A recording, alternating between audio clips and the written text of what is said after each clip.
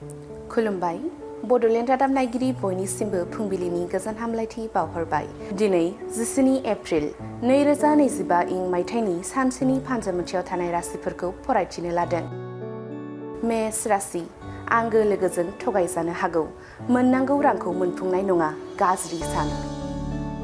वृष राशि साना गाज्रियै बारलांगोन, मोनखानाय खाबुखौ खोमानानै लागोन, उसाव बादाव मोनगोन।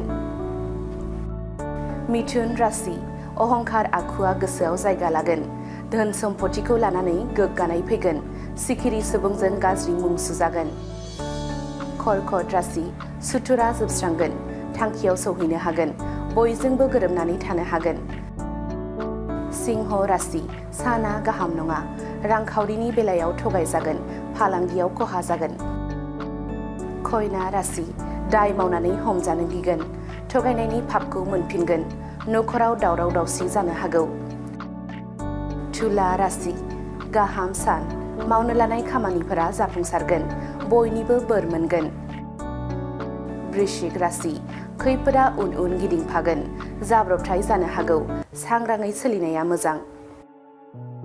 धनु राशि जिउनि गोजोननायखौ मोनफुंगोन, साननायफोरा जाफुंसारगोन, साना गाहामैनो बारलांगोन। मकर राशि बेसेन गोसा मुवा बेसाद गोमागोन, रां खरसा जागोन, फालांगियाव गोग्लैसोगोन। कुम्भ राशि थांखियाव सौहैनो हागोन, समाजाव मोजां मुं मोनगोन, बिमा बिफानि अननाय मोनगोन।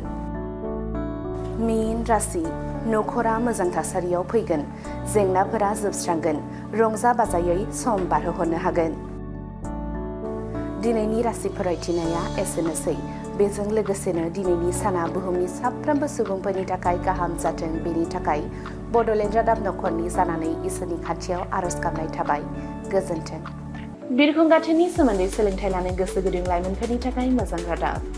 गोजान जायगाफोराव थांनानै गोबां रां खरसा खालामना सोलोंथाइ लानांगौनि गोनांथि गैलिया। दानिया उदालगुरि टाउन राम जानकी सकनि हटेल फामि पेलेसनि 4th फ्ल'राव बोसोरसेनि फोरोंथाय होनो थाखाय लोगोआरि जाना आपग्रेड एभिएशन एकाडेमिया नोंथांमोननि थाखाय मोजां खाबु लानानै फैबाय।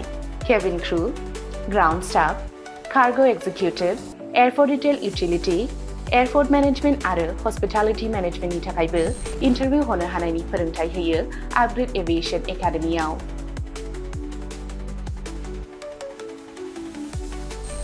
मुं थिसननायनि सायख'नाया 18 बोसोरनिफ्राय 22 बोसोर बैसोनि गेजेराव जानांगोन।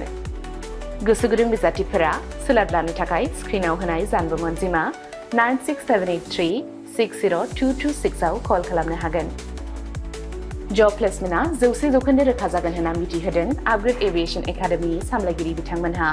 बेजों लोगोसेनो बिरखं दावबायनाय, एभिएशन, दावबायग्रा थावनि टुरिजम आरो आलासि सिबिग्रा थावनि हस्पिटालिटी बे मोनथाम फोथाराव रोखायै खामानि नागिरना होनो एबा प्लेसमेन्ट होनो हागोन होनना रोखा खालामना होदों एकाडेमि सामलायगिरि बिथांमोनहा।